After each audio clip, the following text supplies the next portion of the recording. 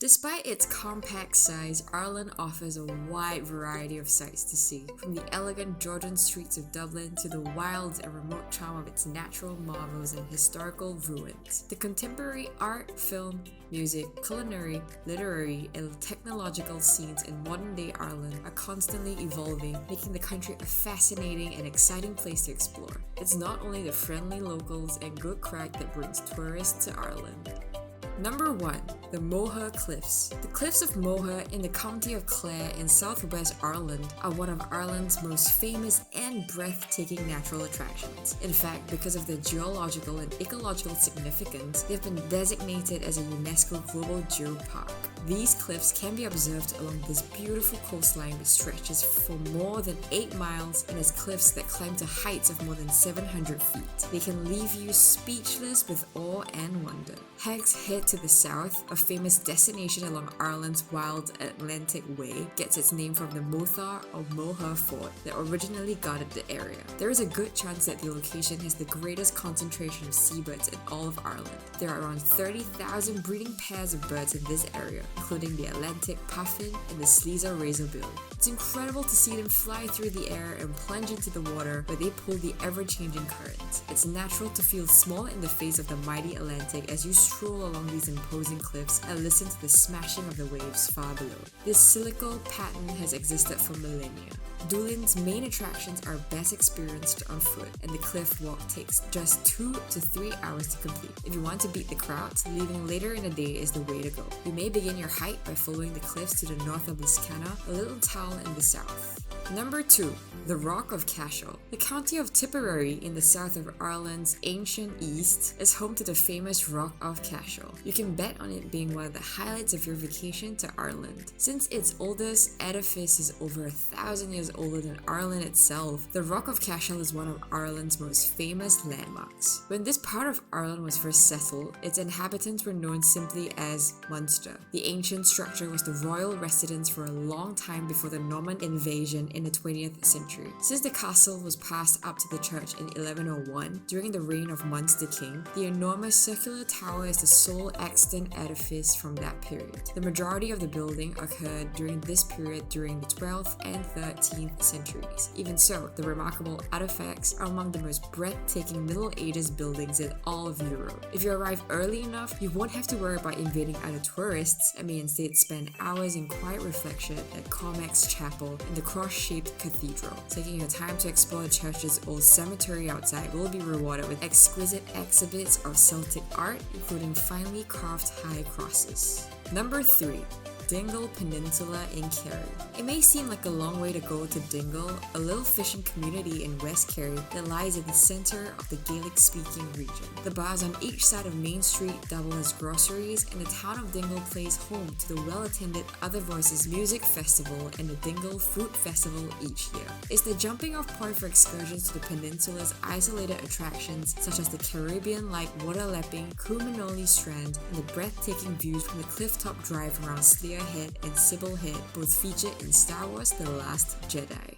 Number 4. Clonakilty. Clonakilty, or Clona as the locals call it, is a prominent West Cork, Ireland seaside resort. Blue flag beaches are world famous for their beauty. As one would expect, this is a significant draw for surfers visiting the region. Despite the cold water, surfing remains a viable option in Ireland. Relaxing on the sand beach, fish and chips are almost a need. Exploring the rock pools or playing in the water are all viable options for a day at sea, though perhaps save that last one for a warm summer day. Plan a trip on a boat that travels around the ocean in search of whales, and you could get to see dolphins, seals, basking sharks, and if you're really lucky, humpback whales. Number 5. Dublin. Dublin, the capital of Ireland, was founded by the Vikings in the 9th century and has a charmingly gritty atmosphere where Georgian grandeur meets inner city roughness. The River Liffey cuts it in half and it curves along the shore of Dublin Bay. Dublin has been designated a UNESCO City of Literature and its streets are said to be haunted by literary greats. Learn about its complicated over a millennium-long history while you sample its thriving culinary scene, relax in one of its quaint pubs for a few hours, seek out less visited districts like the Liberties, and so on.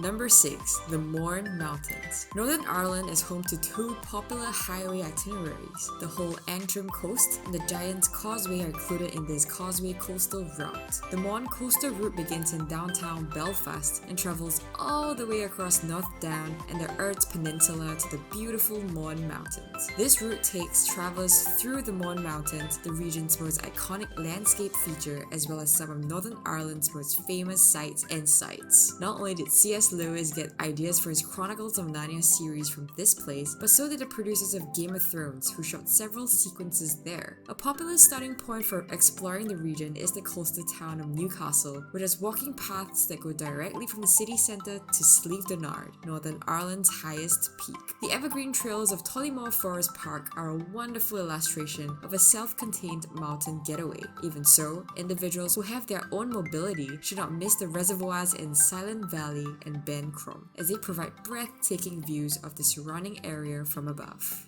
Number 7. The Burren in Clare. County Clare, Ireland's the Burren and Cliffs of Moher Geopark is home to breathtaking lunar-like limestone landscapes. Some of the historical and natural treasures that may be seen in this UNESCO World Heritage Site are the 3,800-year-old Polnaburn Dolmen at Ballyvaughan, the largest free-hanging stalactite in Europe in Dublin Cave, and the spectacular views from the aptly called Corkscrew Hill. In the cracks and fixtures of the limestone rock, over 1,100 species of the Mediterranean alpine and Irish plant life flourish. Oh, and by the way, Steven Spielberg recommends the cheesecake at the Tiny and Feargoda Tea Room in Ballyvaughan.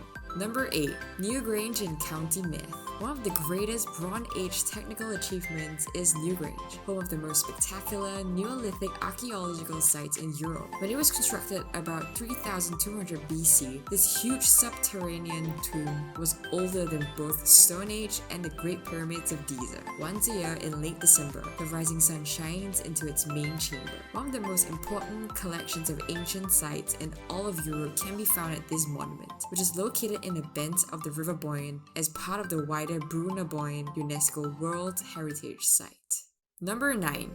Birr Castle, Offaly. Birr Castle, which has been in the Parsons family since 1620, is 400 years old this year. The public is invited to see the castle and its vast gardens, which include over 2,000 different species of plants and a grove of towering redwood trees. The enormous telescope constructed in 1845 by the 3rd Earl of Ross, who was among the first to detect the spiral structure of galaxies, is also on display. On the property sits the Ilofa low-frequency radio telescope, which is an integral part of one of the most advanced astrophysics research projects in the world.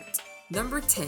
Skellig Island. Skellig Island. Tourists flock to Michael Island and its sister island, Little Skellig. In the 6th century, monks lived on Skellig Michael and built a monastery with several stone houses. Little Skellig, on the other hand, was left empty. You can find Carrauntoohil, Ireland's tallest peak in County Kerry. This is a fantastic location for hikers. More than 100,000 tourists visit each year to hike to an elevation of 3,405 feet. This mountain is part of the McGillicuddy's Reeks mountain range, which can be explored on foot. Which part of Ireland's landscape would you visit first? Tell us in the comments, leave a like, and subscribe for more videos like this.